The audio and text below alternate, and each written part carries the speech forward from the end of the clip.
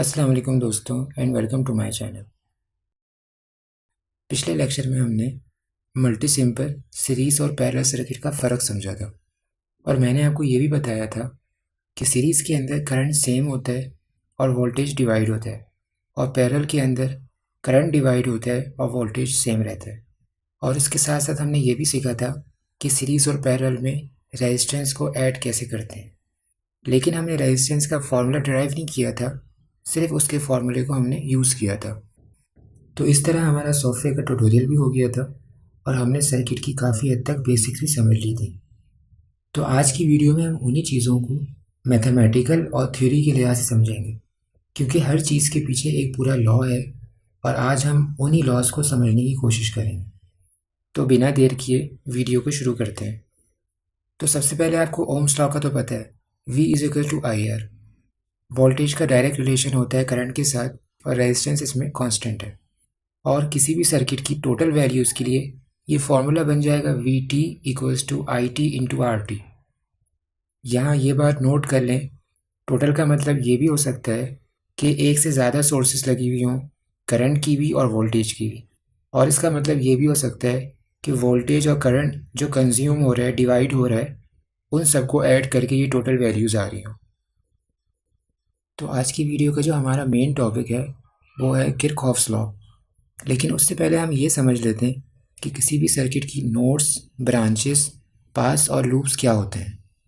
तो ब्रांच तो बड़ी सिंपल है, कोई भी सोर्स हो, कोई भी रजिस्टर हो, कोई भी एलिमेंट हो, वो हमारे लिए ब्रांच है। और नोड हमारे पास होती है जहाँ पर दो या दो से ज़्यादा ब्रांचेस आकर मिल रही होती हैं, जॉइन हो रही होती हैं, या हम कह सकते हैं कि वो कनेक्ट हो रही होती हैं, उसे हम नोड कहते हैं। अब यहाँ पे आप देख सकते हैं कि तीन ब्रांचेस आपस में कनेक्ट हुई हुई हैं, तो ये पूरी की पूरी एक नोड है और ये वाली भी एक ही नोड है। ये सिर्फ हमारे पास सर्किट बनाने का तरीका है कि हम इसको रिप्रेजेंट किस तरह करें, वरना आप इसको इस तरह भी बना सकते हैं कि सारी की सारी नोड जो हैं वो एक पॉइंट पर आप रिप्रेजेंट कर दें। अब पाथ का तो हमको पता है कि जहाँ जहाँ से करंट फ्लो हो रहा है उसे हम पाथ कहेंगे, मतलब ये पूरा सर्किट जो है ये पाथ से ही बना हुआ है। लेकिन अगर यही पाथ क्लोज हो जाए तो इसे हम फिर लूप कहते हैं। अगर हम इस नोड ए से स्टार्ट करें और चलना शुरू करें तो ये पूरा पाथ है और जहाँ तक हम चलते जाएंगे ये पाथ ही कंसीडर होगा, क्योंकि जहाँ जहाँ से करंट फ्लो हो रहा है वो हमारा पाथ है। और जब ये वापस आकर दोबारा से इस नोड से कनेक्ट हो जाएगा तो ये क्लोज हो जाएगा, तो फिर हम इसे लूप कहेंगे। अब ये फार्मूला जो आप देख रहे हैं ये इन तीनों चीज़ों का रिलेशन शो कर रहा है, मतलब ये ब्रांचेस, लूप्स और नोड्स के दरमियान एक रिलेशन बना रहा है। अब ये फार्मूला बना कैसे, ज़रा ये समझ लेते हैं। तो आप कंसीडर कर लें एक सीरीज सर्किट को जो प्योरली सीरीज़ है और उसके अंदर तीन ब्रांचेस लगी हुई हैं। यहाँ पर मैं दो ब्रांचेस इस वजह से नहीं ले रहा हूँ क्योंकि दो ब्रांचेस वाला सर्किट सीरीज़ भी होता है और पैरेलल भी होता है। तो इस सर्किट के अंदर तीन ब्रांचेस हैं और तीन ही नोड्स हैं, लेकिन इसके अंदर लूप एक है। तो मैं लूप और नोड्स को अगर ऐड करूँगा तो ये सम जितनी ब्रांचेस हैं उससे एक ज़्यादा हो जाएगा। तो उस इफ़ेक्ट को ख़त्म करने के लिए हमें यहाँ पर -1 लगाना पड़ेगा, तो ये इक्वेशन बैलेंस हो जाएगी और हमारी ब्रांचेस जो हैं हम फाइंड आउट कर सकेंगे।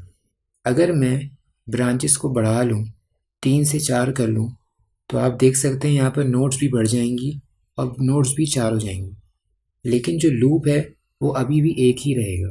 तो हमारा फार्मूला जो है वो स्टिल वैलिड ही है सीरीज सर्किट के लिए।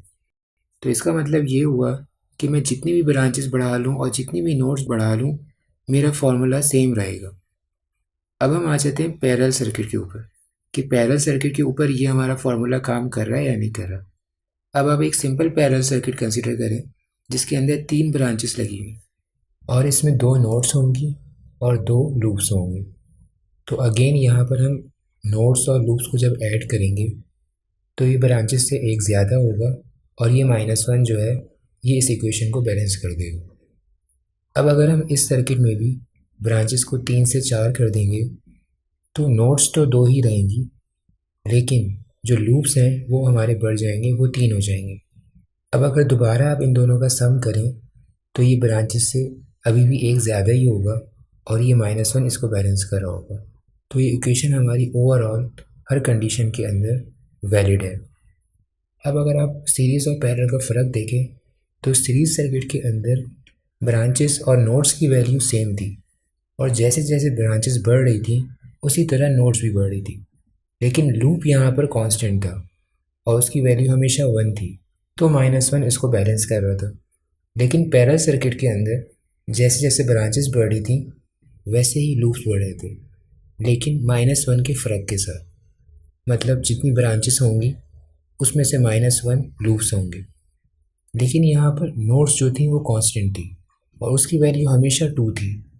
तो यहाँ पर जो 2 था वो ब्रांचेस और लूप्स को बैलेंस करने में आ गया और जो 1 बचा वो -1 से बैलेंस हो गया। अब जब सीरीज़ और पैरेलल दोनों के लिए ये इक्वेशन वैलिड है, तो जब इन दोनों का कॉम्बिनेशन आएगा तो उसमें भी ये इक्वेशन ज़ाहिर बात है वैलिड होगी। तो मैंने आपको ये फार्मूला बिल्कुल डिटेल में समझा दिया। अब हम एक इम्पॉर्टेंट कॉन्सेप्ट के ऊपर आ जाते हैं कि अगर दो या दो से ज़्यादा एलिमेंट्स अगर सीरीज़ में लगे हुए हैं तो वोल्टेज जो है वो हर एलिमेंट के ऊपर ड्रॉप होगा, क्योंकि हर ब्रांच दूसरी ब्रांच के साथ डिफरेंट नोड शेयर कर रही है।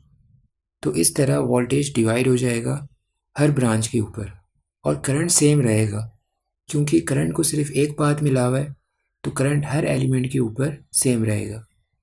अब अगर हम पैरेलल की बात करें तो पैरेलल के अंदर करंट को दो पाथ मिलेंगे, तो करंट उन दो पाथ में डिवाइड होगा अकॉर्डिंग टू रेजिस्टेंस और वोल्टेज जो है वो सेम रहेगा, क्योंकि ये सारी जो ब्रांचेस हैं ये सेम नोड जो है शेयर कर रही हैं, तो वोल्टेज जो है हर नोड के ऊपर सेम रहेगा। अगर आप करंट को और वोल्टेज को उनकी डेफिनेशन के लिहाज से देखेंगे तो भी ये बात आपको बहुत अच्छे से समझ में आ जाएगी। तो अब हम आ जाते हैं किरचॉफ्स लॉ के ऊपर, और किरचॉफ्स के दो लॉ हैं, एक केसीएल और एक केवीएल। केसीएल करंट से रिलेटेड है और केवीएल वोल्टेज से रिलेटेड है। तो केसीएल कहता है कि किसी भी नोड के ऊपर जितने भी करंट एंटर हो रहे होंगे उन सब का सम जो होगा वो ज़ीरो होगा। अब अगर आप इस फिगर को देखें तो इसके अंदर I1, I3 और I4 ये तो वाकई में एंटर हो रहे हैं, लेकिन I5 और I2 को भी हम कह सकते हैं कि ये नेगेटिव साइन के साथ एंटर हो रहे हैं। अगर मैं इनकी डायरेक्शन चेंज कर लूँ और माइनस का साइन लगा दूँ तो बात एक ही है, कोई मसला नहीं। और यहाँ पर क्लोज बाउंड्री इस वजह से लिखा हुआ है क्योंकि जिस तरह आप इस लॉ को एक नोड पर अप्लाई कर सकते हैं, इसी तरह पूरी की पूरी एक क्लोज बाउंड्री के ऊपर भी अप्लाई कर सकते हैं और उस बाउंड्री के अंदर मल्टीपल नोड्स आ जाएंगी और उन सब करंट्स का सम भी ज़ीरो होगा। तो हम इस लॉ को इस तरह भी लिख सकते हैं। अगर मैं इसको सिंपल अल्फाजों में कहूँ तो आप ये कह सकते हैं कि जितना करंट आएगा उतना ही करंट आगे जाएगा एक नोड से होता हुआ। अब हम आ जाते हैं केवीएल के ऊपर। तो केवीएल कहता है कि किसी भी लूप के अंदर जितने भी वोल्टेजेस होंगे उनका सम जो होगा वो ज़ीरो होगा। अब आप देखें यहाँ पर जो सोर्स लगी हुई है V1, इसकी पोलैरिटी देखें ये माइनस प्लस है, तो फॉर्मूले के अंदर मैं इसको माइनस साइन के साथ लिख दूंगा क्योंकि इसकी पोलैरिटी उल्टी है। और V2, V3, V4 और V5 जो है ये प्लस से माइनस है, क्योंकि करंट प्लस से माइनस फ्लो करता है, तो मैं इसको प्लस के साइन के साथ लिख दूंगा। अच्छा, यहाँ पर एक बात और समझ लें कि V1 भी प्लस से माइनस की डायरेक्शन में ही करंट फ्लो कर रहा है, लेकिन बैटरी जो लगी हुई है वो यहाँ पर माइनस प्लस शो हो रही है, क्योंकि बैटरी पूरे के पूरे सर्किट को वोल्टेज प्रोवाइड कर रही है, लेकिन रेजिस्टर्स के ऊपर सिर्फ उनका अपना वोल्टेज शो हो रहा है। और हम अगर रेजिस्टर्स के लिहाज से देखेंगे तो हमें V1 यहाँ पर माइनस में ही नज़र आएगा। तो हम इस लॉ को इस तरह भी लिख सकते हैं। अब अगर आप इस बात को सिंपल अल्फाज में समझें तो जितना वोल्टेज सोर्स प्रोवाइड करेगी उतना वोल्टेज कंज्यूम भी होगा। अब इन लॉज से मुतालिक एक बात नोट कर लें कि किसी भी सर्किट के अंदर एक से ज़्यादा भी वोल्टेज और करंट सोर्स हो सकती हैं, और जब आप उनको फॉर्मूले में लिखेंगे तो उनकी अपनी डायरेक्शन के लिहाज से लिखेंगे। और इसमें दूसरी बात यह है कि आप डायरेक्शंस जो हैं ख़ुद से डिसाइड कर सकते हैं। मतलब आप केसीएल के अंदर पूरी की पूरी इक्वेशन जो करंट लीव कर रहे हों उनके लिए भी लिख सकते हैं। और केवीएल के अंदर आप करंट की डायरेक्शन माइनस से प्लस भी कंसीडर कर सकते हैं।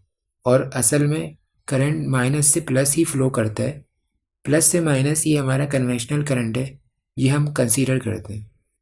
तो अब तक हमने सर्किट के बेसिक लॉस कवर कर लिए हैं और हर लॉ के अंदर पिछले कॉन्सेप्ट्स यूज़ हो रहे हैं और यही लॉज हमारे पास आगे भी यूज़ होंगे। तो आज के लेक्चर को यहीं पर ख़त्म करते हैं। अब नेक्स्ट लेक्चर के अंदर हम केसीएल और केवीएल की एप्लीकेशंस पढ़ेंगे और इसको यूज़ करके हम चंद फार्मूलाज ड्राइव करेंगे। अगर ये वीडियो आपको अच्छी लगी है और आपने इससे कुछ नया सीखा है तो वीडियो को लाइक करें और अपने दोस्तों के साथ शेयर भी करें और इस चैनल को सब्सक्राइब भी कर दें। अब मिलते हैं नेक्स्ट लेक्चर में, तब तक के लिए अपना बहुत सारा ख्याल रखें। Thanks for watching this video. अल्लाह हाफिज़।